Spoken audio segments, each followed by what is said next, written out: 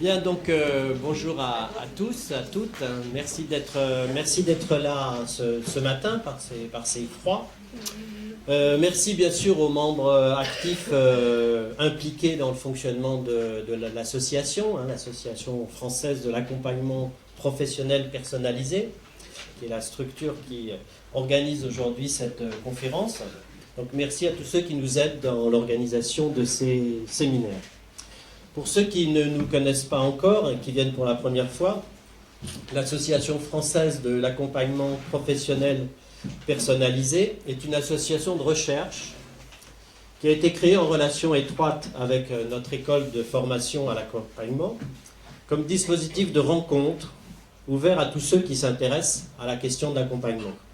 C'est un lieu d'échange, de débat, de confrontation de points de vue différents et complémentaires, un espace de patrimonialisation de textes et de conférences.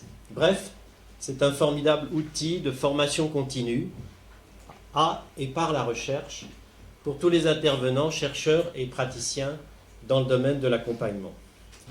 L'association vide ses cotisations et nous en sommes au 7e séminaire, ce qui constitue donc maintenant une source documentaire importante. Et évidemment, j'invite tous ceux qui ne sont pas encore membres de l'association à adhérer à cette association pour justement pouvoir bénéficier de ce patrimoine culturel que nous accumulons de séminaire en séminaire. Puisque comme vous le voyez, ces séminaires sont enregistrés en vidéo. Lors de notre assemblée générale d'octobre, nous avons décidé, pour les 2 premiers séminaires de cette année 2013, et donc celui-ci inaugure l'année, de nous intéresser à la question de l'accompagnement du changement dans les organisations. La conférence de ce matin est pour moi particulière, car Patrice Ville et Christiane Gillon sont des amis de plus de 30 ans, comme on dit maintenant, et nous avons travaillé intensément ensemble pendant plus de 20 ans dans le cadre du Centre d'analyse des pratiques professionnelles, dont je dirai quelques mots tout à l'heure. J'ai croisé Patrice Ville pour la première fois en 1968, à Nanterre. Je l'ai retrouvé à nouveau à l'université de Vincennes en 1919, au moment où j'ai décidé d'entreprendre une thèse avec René Loureau sur la notion d'équipe.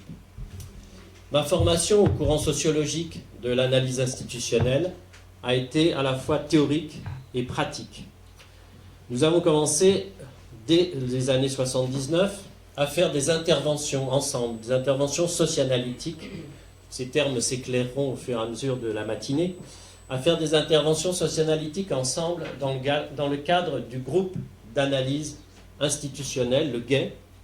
Et Christiane Gillon, qui était à ce moment-là en thèse avec Alain Touraine et qui se formait à l'intervention sur les mouvements sociaux, a rencontré à cette époque Patrice Ville et a commencé à travailler avec lui à cette époque-là. Comme je l'ai écrit dans le texte de présentation de cette conférence, l'intervention socio-analytique s'est construite dans le courant de la recherche-action, au carrefour de l'analyse institutionnelle, donc René Loureau, de la psychosociologie, Georges Lapassade, en dialogue permanent et souvent conflictuel avec des psychosociologues de l'ARIP, appelé aujourd'hui CIRFIP, comme Max Pagès et Eugène Henriquez, et des sociologues d'intervention, j'ai cité Alain Touraine. Mais outre la psychosociologie, ces sources sont multiples. Pédagogie institutionnelle, psychothérapie institutionnelle, psychiatrie démocratique, ethnographie, ethnologie, sociologie, psychanalyse, philosophie, et on en a eu quelques exemples avec l'exposé qui a eu lieu sur Sartre. L'intervention socio-analytique est une pratique clinique qui se caractérise par la mise en œuvre de dispositifs d'intervention construits sur mesure, permettant de développer l'analyse collective d'une situation sociale. Situation sociale illustrée sous format vivant, organisation sociale souvent en crise, en conflit, et cette analyse se construit à travers la relation entre dérangement et changement, et on verra ça tout à l'heure. Mais la question que l'on peut se poser, évidemment, et que peut-être vous vous posez, est qu'est-ce qui relie l'intervention socio-analytique à l'accompagnement professionnel personnalisé? Pour moi, il y a plusieurs réponses complémentaires qui sont comme les pièces du puzzle de mon identité professionnelle. Première pièce de puzzle, je l'ai rappelé lors du dernier séminaire de la FAP qui portait sur la psychanalyse existentielle de Jean-Paul Sartre. J'ai été profondément touché par cette philosophie existentialiste et humaniste qui met l'accent sur l'individu en situation, qui considère l'individu comme le produit d'une histoire et cependant libre et responsable de ses choix dans un contexte social, économique et politique, contexte dans lequel il est totalement immergé. Deuxième pièce du puzzle, l'analyse institutionnelle, courant sociologique donc dans lequel je me suis formé avec René Loureau, Georges Lapassade et mes compagnons Duguay, Antoine Savoie, Laurence Gavarini, Patrice Ville, Alain de Squitter et ensuite Christiane Gillon, développe une conception de la sociologie qui relie des concepts, individus, groupes, organisations et institutions, c'était d'ailleurs le titre d'un ouvrage de Georges Lapassade, concepts qui jusque-là étaient séparés entre diverses disciplines, la psychologie, la psychosociologie, la sociologie des organisations et la philosophie. René Loureau publie en 1970 un livre intitulé L'analyse institutionnelle, qui est la publication de sa thèse de doctorat d'État. Il y présente la socianalyse comme une méthode d'intervention au sein des groupes et des organisations.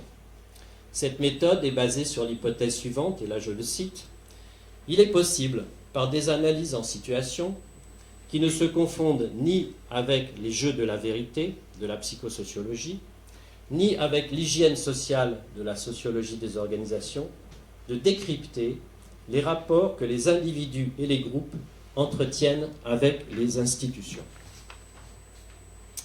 Ce que nous apportait ce courant de l'analyse institutionnelle, donc courant sociologique, à nous qui avions vécu 68, à Nanterre et à Paris, et remis en cause des institutions, c'était une conception totalement nouvelle de l'institution. L'institution, qui à cette époque était confondue avec établissement, et on parle toujours d'ailleurs d'institutions scolaires, d'instituts ceci, instituts cela, pour en fait, vous voyez, nommer une organisation. Donc à cette époque, l'institution était un concept associé à pérennité, fixité, immobilisme, alors que pour René Loureau, l'institution est associée à mouvement, changement, transformation. René définissait l'institution comme le mouvement par lequel des forces sociales créent, conflictuellement le plus souvent, de nouvelles formes organisationnelles. Un rapport donc entre des forces et des formes dans un processus d'institutionnalisation qui vous sera largement présenté tout à l'heure. Processus dans lequel l'individu est totalement impliqué dès le moment où il participe au fonctionnement d'une organisation, que ce soit une organisation familiale, associative, professionnelle, étatique ou privée, etc. Et cela, quelle que soit la place qu'il y occupe.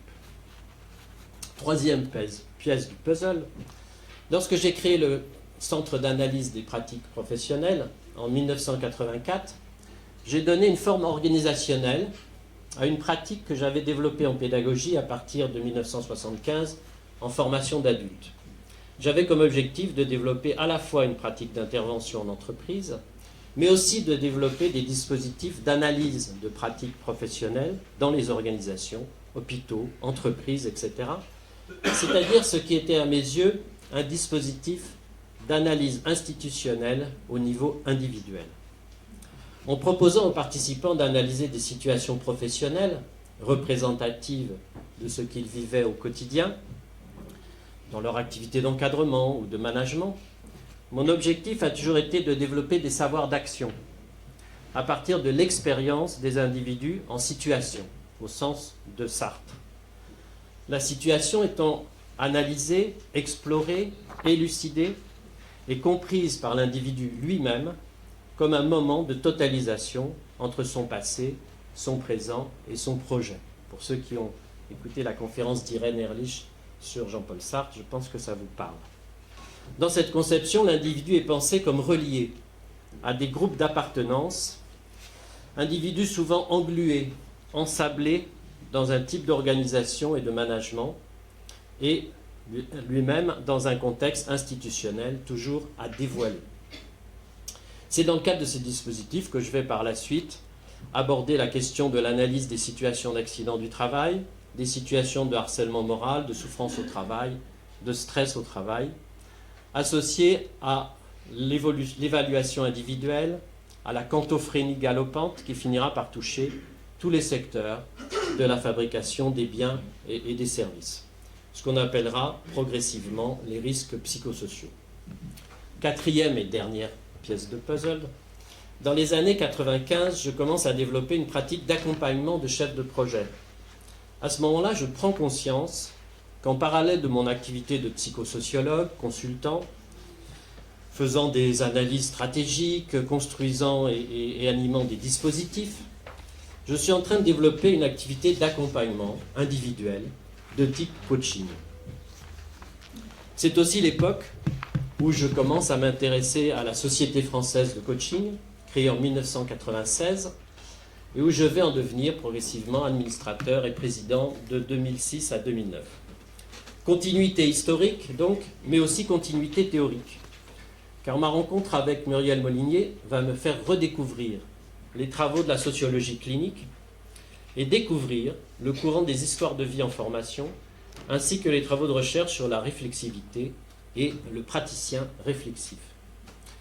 C'est de cette rencontre que naîtra ma conception du coaching socio-analytique dans le champ de l'accompagnement professionnel personnalisé. Comme vous l'entendez, pour ceux qui écoutent attentivement, 4 mots reviennent en permanence dans mon propos: individu, groupe, organisation, institution. Bon, je ne vais pas continuer à raconter cette histoire, mon histoire, car je voudrais maintenant vous expliquer pourquoi j'ai demandé à Patrice Ville et Christiane Gillon de venir nous parler de leur conception de l'accompagnement du changement. C'est parce que, d'après moi, leurs pratiques d'intervention peuvent répondre à un besoin qui existe aujourd'hui dans les organisations. Besoin auquel nous nous intéressons dans le cadre de l'AFAP, pas seulement parce que nous accompagnons des cadres ou des managers en difficulté ou en questionnement sur ce sujet, mais aussi parce qu'il existe au sein de l'AFAP un groupe de travail animé par Jean-Émile Béret et Yannick Grignon sur ce sujet. Comme vous le savez, nous assistons aujourd'hui au développement de la dangerosité des organisations vis-à-vis de ceux qui y travaillent, tant dans le secteur privé que public, et à l'augmentation des dégâts du management. Dégâts euphémisés par l'appellation risques psychosociaux, qui met au premier plan la responsabilité individuelle du salarié en bloquant l'expression collective de la conflictualité, la remise en cause du management, et qui a pour effet de psychologiser la question de la violence au travail.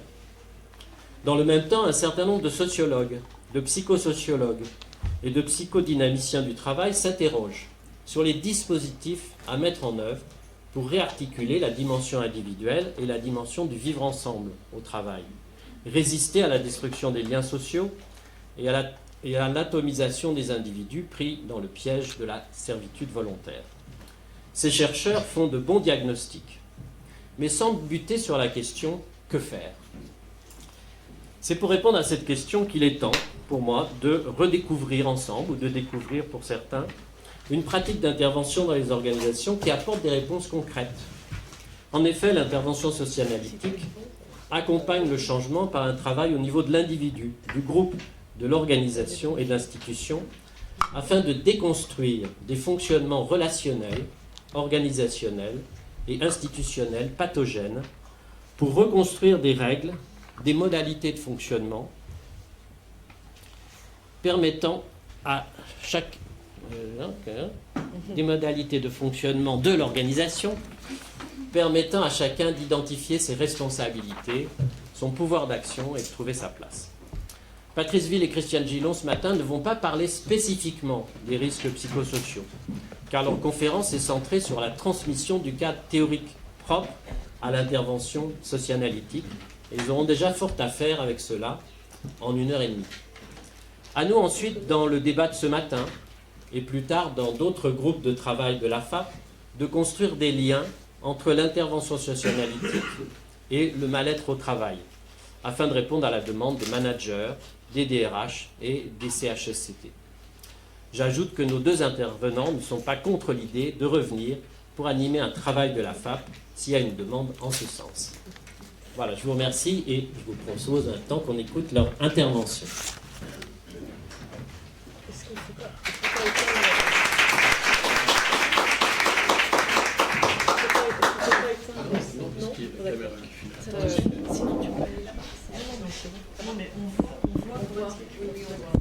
Peut-être juste reculer la table pour que ça grandisse.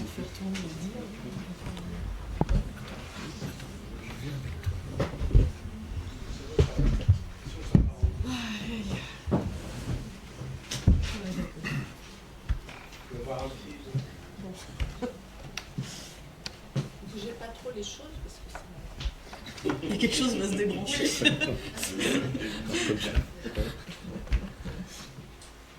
Ah, Le mieux est ouais. Il n'y a pas eu de demande de réglage. Non. Tout va bien. Bon, on ne s'est pas zoomé, mais bon. C'est pas grave. Patrice va s'asseoir devant. Mais non, mais toi, je me mets. Bon, bonjour. Nous avons préparé cette conférence qui est plutôt un exposé pédagogique, en fait, en essayant de nous placer dans l'état d'esprit souhaité par Dominique Jaillon et Muriel Molinier. C'est-à-dire, pas vous raconter la saga de la socianalyse institutionnelle, mais plutôt vous donner des outils, ce qui sont à la fois parfois des concepts, parfois des méthodes, mais vraiment les outils qui vous permettraient de faire de la socianalyse ou de mener vous-même une séquence socianalytique ou de vous inspirer de certaines de ces approches, méthodes, dans votre propre pratique. Nous allons commencer seulement par vous donner deux petites définitions qui sont indispensables. Il faut que je fasse tourner ce machin. Voilà. Et donc voilà. Donc la socianalyse, qu'est-ce que c'est? C'est la méthode d'intervention de l'analyse institutionnelle, qui est donc tout un courant théorique dont Dominique vous a présenté les principaux éléments. La socianalyse institutionnelle elle-même, je peux passer par on a calé un truc à deux, vous allez voir ça. Sauf qu'on ne voit plus rien. Ah, on voit plus rien, voilà. Donc, Ah ouais, c'est trop petit là. oui. Pourtant c'est très beau. Hein, Donc je vous lis ce qui est écrit. La socianalyse institutionnelle est une analyse sociale et collective. Alors, explication. Pourquoi collective? Parce qu'elle est le fruit public du savoir de chacun.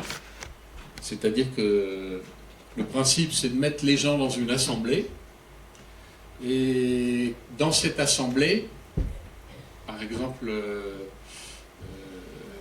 dans une intervention, vous pouvez avoir le directeur, le personnel de service, des enseignants, des élèves ou je ne sais pas quoi, si on se place dans le monde éducatif.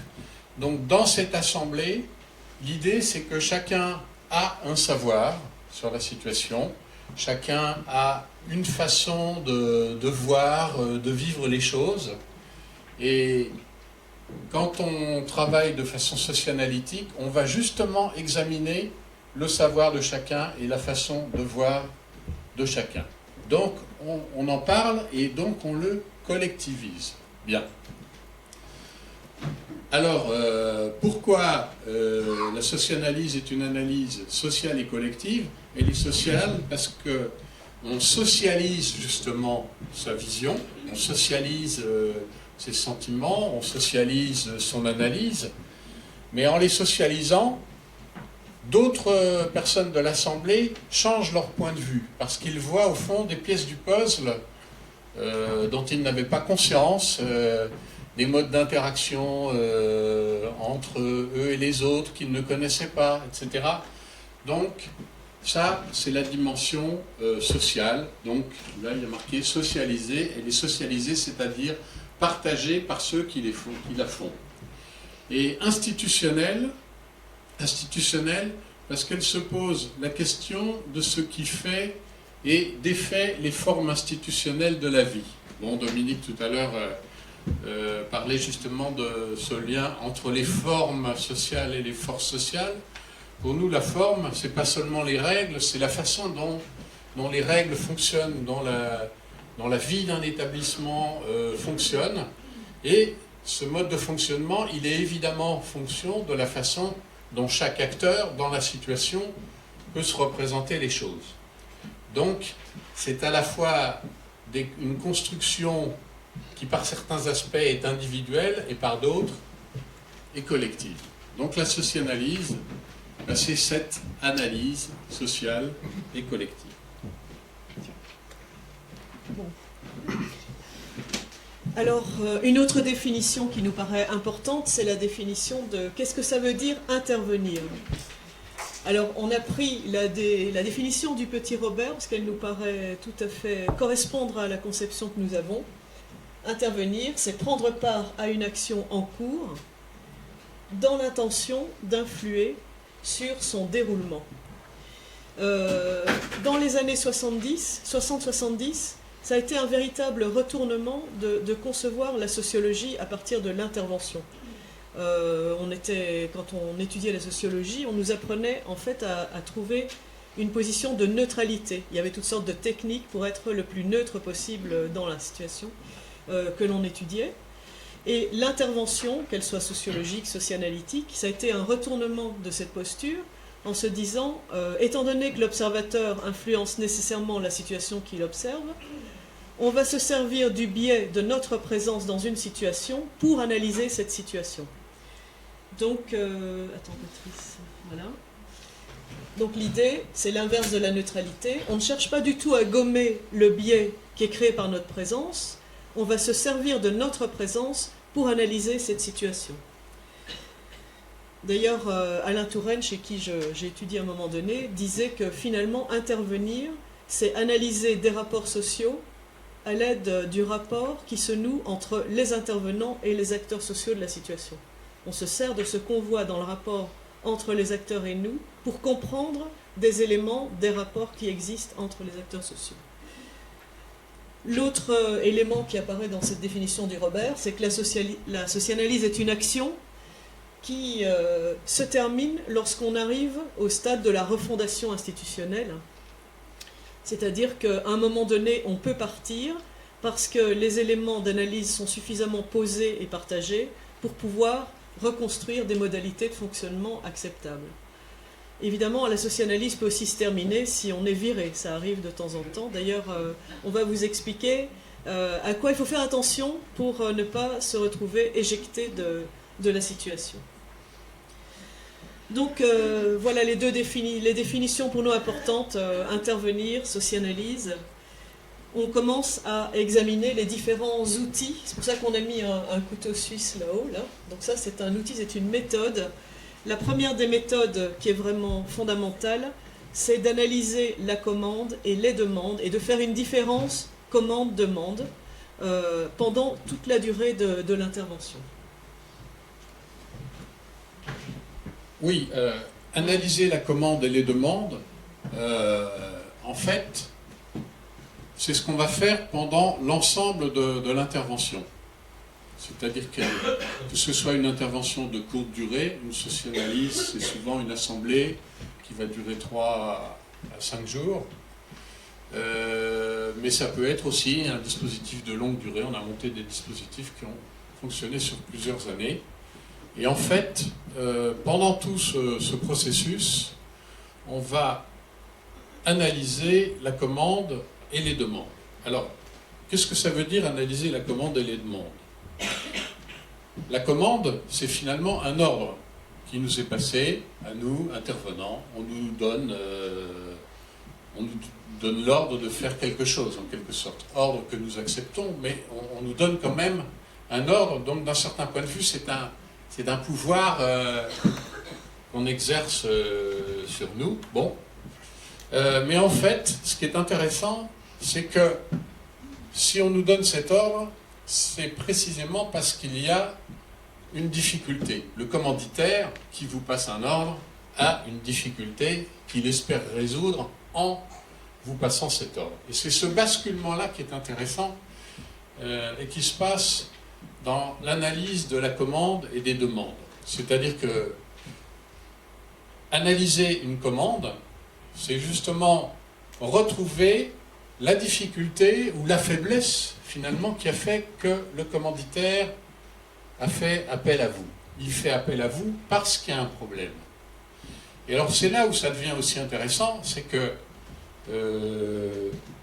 il n'est pas le seul protagoniste du problème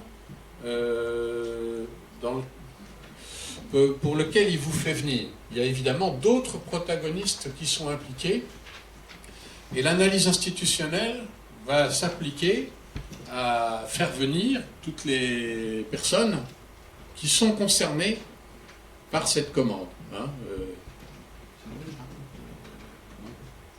non. Oui, c'est ça. Oui. On n'est pas encore tout à fait. Bon. Oui, j'en ai un autre qui me vient à l'idée. En fait. D'accord.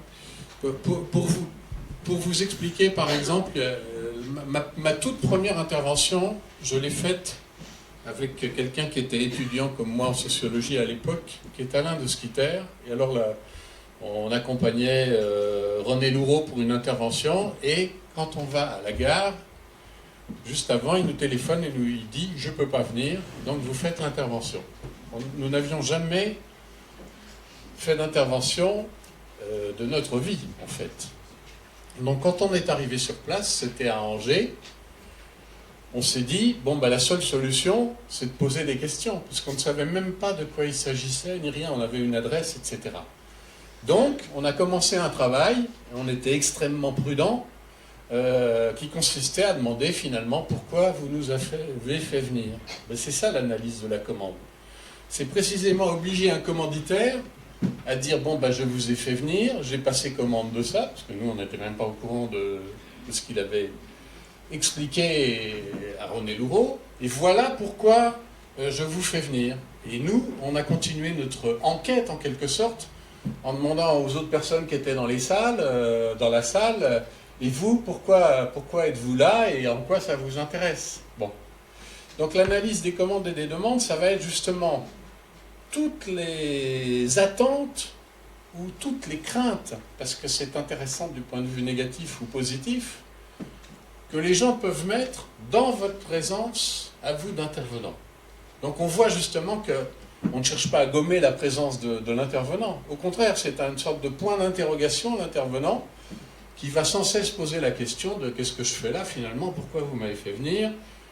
Certains ont l'air de craindre ma présence, pourquoi vous craignez ma présence. D'autres ont l'air d'être contents que je sois là, pourquoi vous êtes contents que je sois là.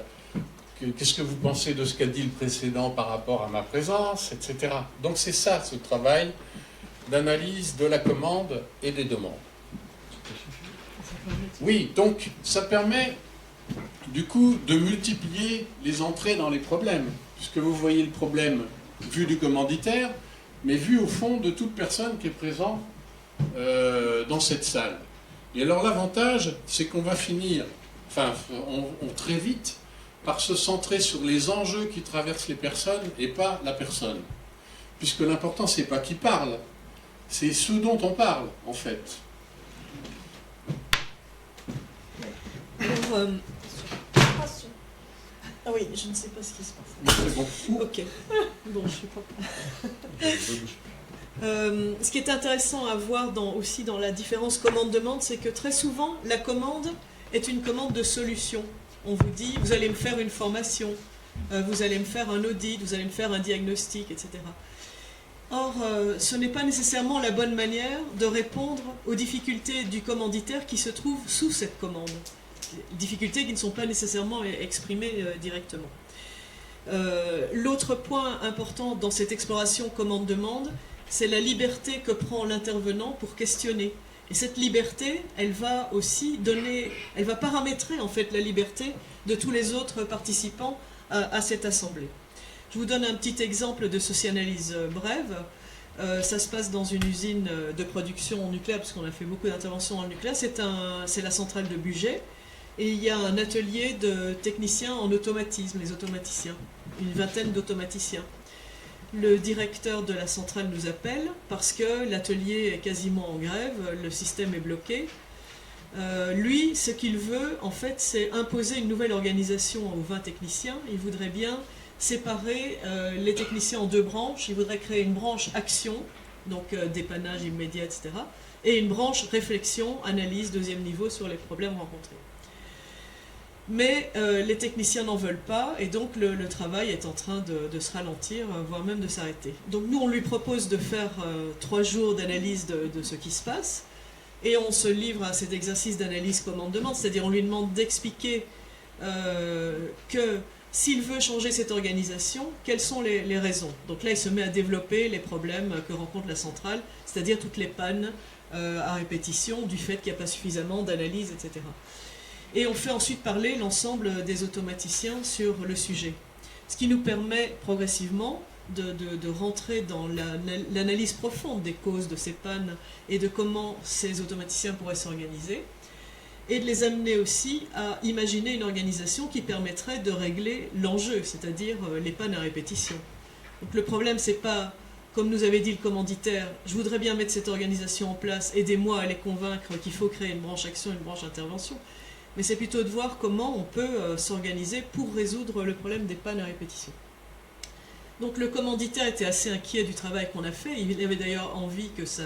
Il a vu qu'on n'allait pas s'orienter vers les 2 branches dont il avait envie, puisque lui, il trouvait que c'était très simple, une branche action, une branche réflexion. Et les automaticiens, de fait, ont inventé un système très compliqué qui est très proche de leur métier. Ils ont créé une organisation à régulation qui permettait à chacun de faire de l'action, de faire de la réflexion, selon un système très raffiné. Ils ont même aussi eu un bureau dans lequel ils faisaient leurs réflexions, sur lequel ils ont mis un code pour empêcher la direction, c'est-à-dire notre commanditaire, de les déranger à tout bout de champ et de les empêcher de mener de la réflexion. Enfin voilà, donc c'est assez... Il avait envie que ça s'arrête parce qu'il pensait que ça n'aboutissait pas, mais ils ont créé cette organisation, ils l'ont testée, elle a fonctionné, et finalement c'est cette organisation-là qui a été adoptée. Ceci pour dire qu'en procédant de cette manière-là, on arrive à quelque chose qui nous semble très important, ah je me suis trompée de sens, qui est de se dégager en fait en tant qu'intervenant, suspendre la configuration des pouvoirs, c'est-à-dire ce n'est plus le directeur qui dirige, mais on est dans un espace particulier dans lequel ce n'est plus lui qui va imposer une solution, et se dégager de ce commanditaire pour pouvoir s'intéresser soigneusement à la manière dont chacun pose le problème. Donc oui, se dégager du commanditaire. Pour compléter un petit peu ce que dit Christiane et pour que vous visualisiez bien les choses, ce qui se passait en fait avant, c'est que quand il y avait un problème d'automatisme, tout le monde se trouvait happé sur le pont. Donc le temps réel, en fait, était en train de détruire toute possibilité de réflexion. Et ça a été une sorte de point d'accord, on ne peut pas continuer à ce que le temps réel détruise totalement toute possibilité de recul et de compréhension systémique de ce qui se passe. C'est pour ça que les automaticiens ont inventé cette salle fermée avec un code. Parce que l'idée c'était, si vraiment il y a besoin d'un énorme renfort, à ce moment-là on va déranger ceux qui sont dans la salle derrière le code. Sinon, ceux qui sont dans la salle, précisément, il n'y a pas de téléphone, il n'y a pas d'accès, même le directeur ne vient pas, etc. Donc là, ils pourront enfin réfléchir. Mais ils insistaient sur le fait que dans leur métier, il faut qu'on passe régulièrement par des temps où on agit et des temps où on réfléchit. Et que ça, c'était la condition pour que le service soit, en quelque sorte, performant. Donc on était dans le dégagement. Donc, on est dans le dégagement, c'est-à-dire que ce qui est intéressant dans cette dimension socio-analytique, c'est que cette analyse dégage du commanditaire. C'est-à-dire qu'on n'est plus sous l'ordre du commanditaire pour faire en quelque sorte que son modèle, sa façon de voir, sa solution soit imposée à tout le monde. On va, nous, prendre cette liberté au nom de la compréhension de la situation d'ailleurs. C'est-à-dire que parfois, vous avez des tentatives du commanditaire qui ne veut pas qu'on écoute telle personne, parce qu'il considère que c'est un opposant, etc. Mais nous, nous insistons en disant, on est désolé, pour comprendre la situation, on veut comprendre aussi ce que cherche à nous expliquer monsieur. Bon. Donc ça vous... Ouh là. Oui, ça va. C'est pas trop lourd. Donc, je voulais vous parler du fait que le dispositif est tout le temps attaqué ou saboté. Voilà. Parce que le commanditaire passe commande, c'était le cas d'ailleurs à Bugey, mais tout de suite il s'est dit, oh là là, mais ils sont en train de m'embarquer vers un truc où je n'arriverai pas à faire ma branche réflexion, etc. Donc il avait tendance à vouloir écourter la situation et à dire, bon, ça suffit, l'analyse est terminée. Donc il faut lutter contre lui. Et en fait, c'est parce qu'on lutte contre lui que des gens vont se dire, finalement, on est libre de parler ici.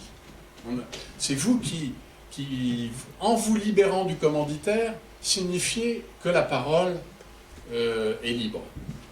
Mais évidemment, ça vous donne une responsabilité singulière. C'est-à-dire que, comme intervenant, vous êtes finalement responsable du dispositif contre le staff client si besoin est. Et souvent, on a mis souvent, parce que très souvent, il y a des passages dans une intervention où vous devez vous affronter avec le commanditaire et dire, moi, vous ne voulez pas qu'on parle de ça, ou vous ne voulez pas qu'on voit telle et telle personne, mais nous, on a besoin que telle et telle personne vienne dans cette salle pour qu'on échange avec elle et qu'on comprenne la situation. Donc on fait ça contre eux. C'est pour ça que dans une socianalyse, le problème, c'est pas d'exécuter une commande, c'est d'analyser le pourquoi de la commande et des demandes dans la situation, et on est obligé de tenir le dispositif. Quand je dis tenir, ça veut dire que vous pouvez avoir des rapports de force. Vous pouvez imposer le fait que le dispositif devient comme ci ou comme ça. Donc ça, c'est quelque chose qui peut être d'ailleurs parfois difficile à vivre, mais qui vous sépare du commanditaire, mais c'est la condition de la réussite, en quelque sorte. Oui. Donc tenir le dispositif, c'est une des raisons pour lesquelles on peut être éjecté prématurément. Si on perd le contrôle du dispositif, si le dispositif doit être soumis au commanditaire, à ce moment-là, il y a vraiment un risque que la socianalyse s'arrête. On voit dans ce qu'on a expliqué qu'on est d'emblée dans la mise en débat. Cette mise en débat, on l'a fait en gardant toujours à l'esprit un principe de non-savoir et de maïeutique. C'est-à-dire qu'on est dans une écoute, on pose tout le temps la question pourquoi sommes-nous là, pourquoi est-ce que ça se passe comme ça. Donc on fait accoucher le savoir des gens, mais publiquement et collectivement, ce qui a comme corollaire de ne jamais réaliser de travail exploratoire. C'est-à-dire qu'il ne faut pas construire un savoir préconstitué par rapport à un terrain d'intervention. À la limite, moins on en sait et mieux ça vaut, pour pouvoir être cette espèce de point vide qui interroge et qui fait que tout le monde va s'empresser de parler pour pouvoir expliquer ce qui se passe. On voulait aussi insister par rapport à l'analyse commande-demande, c'est une méthode. Derrière ça, il y a la question de la légitimité. On voit bien que la légitimité de l'intervenant ne vient pas du pouvoir du commanditaire. Et cette légitimité ne vient pas non plus de votre titre, de votre diplôme, de votre renommée. La légitimité de l'intervenant, elle vient justement du fait de faire exprimer l'ensemble des demandes et de se porter garant de la possibilité de cette expression et de la possibilité de cet examen de tous les points de vue. La légitimité, c'est quelque chose qu'il faut tout le temps travailler, parce que si on perd la légitimité, on ne peut plus mener l'analyse. Donc cette légitimité repose sur cette analyse commande-demande. C'est le lien entre la méthode et le concept. Oui, on vient d'expliquer ça. Je reviens de le dire. Oui, vas-y. Oui, donc ce qui a marqué en haut, c'est « Comme la configuration habituelle des pouvoirs est suspendue, d'où vient la légitimité d'intervenir ?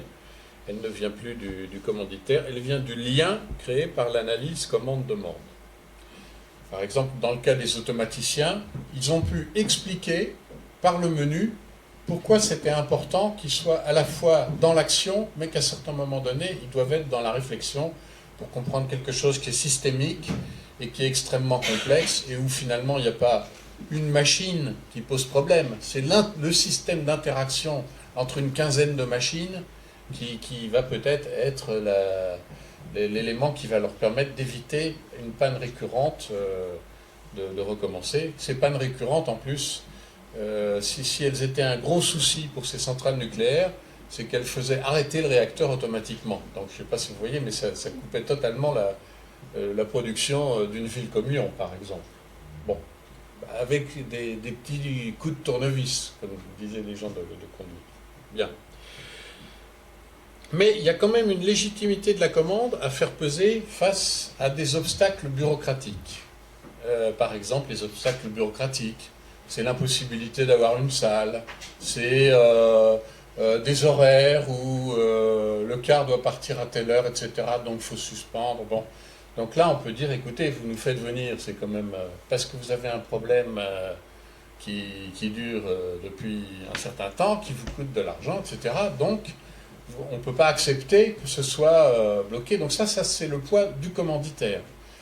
L'autre type de légitimité, par exemple, c'est les agents qui commencent à expliquer leur métier, à raconter par le menu comment ils pensent finalement, comment ils pensent leurs actions, le moment où ils font des choses sans recul, le moment où ils ont du recul. Et si on arrête cette explication, vous avez des gens dans la salle qui vont dire « Ah non, c'est pas possible, pour nous, moi j'apprends des choses, donc je veux qu'on continue. » Donc là, la légitimité vient plus du commanditaire, elle vient précisément de gens qui commencent à découvrir des choses, ou qui commencent à expliquer des choses, et qui ne veulent pas qu'on arrête ce processus. Si on l'arrêtait d'ailleurs, si on arrêtait ça, non seulement nous serions délégitimés comme intervenants, mais on délégitimerait d'un certain point de vue le commanditaire. Parce qu'il a passé commande de quelque chose parce qu'il y a un problème à régler, et il empêche d'un certain point de vue la possibilité de régler ce problème. Donc on n'est plus... C'est un mode de légitimité qui est particulièrement différent à examiner et à penser, mais on doit faire très attention à ce qui se passe dans la salle. Parce que si vous continuez à poser des questions et que plus aucune personne dans la salle n'est d'accord avec les questions que vous posez et avec ce qui émerge, vous avez perdu, quoi, en quelque sorte. Comme on lâche la légitimité qui vient purement du commanditaire, on est en fait dans une position de funambule. Voilà. Donc on voulait attirer votre attention sur les 3 risques de perte de légitimité. La perte de la triangulation, mais c'est un principe qu'on va vous expliquer après. La perte du dérangement, également un principe qu'on va vous expliquer après. Et la perte du contrôle du dispositif dont on est en train de parler, ce qui me permet de passer au deuxième outil fondamental, qui est de construire et de conduire un dispositif d'intervention. Alors la première chose sur laquelle on voulait insister vis-à-vis de vous, c'est que le dispositif est complètement évolutif. Alors le dispositif, qu'est-ce que c'est? Ça va être un assemblage de règles de fonctionnement, des lieux, des tâches, des exercices, des ateliers, etc. qu'on va mettre en liaison les uns avec les autres, donc on va construire. Ce dispositif, qui est une forme, est évolutif, même s'il est construit avec des principes fixes, c'est-à-dire que les principes qu'on est en train de vous développer, là, analyse, commande, demande, et puis triangulation, dérangement, etc., ça, ce sont des principes totalement fixes qui nous servent de boussole dans l'intervention. Par contre, la forme que l'on donne à l'intervention, le dispositif, est évolutif. Ce qui fait que on distingue nous complètement cadre et dispositif. On travaille souvent avec des psychosociologues qui ont recours au terme de cadre, il faut tenir le cadre, etc. Et pour nous, il ne s'agit pas de ça, ce n'est pas la même chose. Vas-y Patrice. Oui, parce que l'idée du cadre, c'est d'installer une fixité des horaires, fixité des lieux, un programme qu'on respecte, des modalités d'accès, etc. Alors que nous voyons le dispositif comme un espace organisé de circulation d'énergie. Ben, qu'est-ce que ça veut dire, espace organisé de circulation d'énergie? Ça veut dire si les gens commencent à s'ennuyer, par exemple, il y a quelque chose qui ne va pas.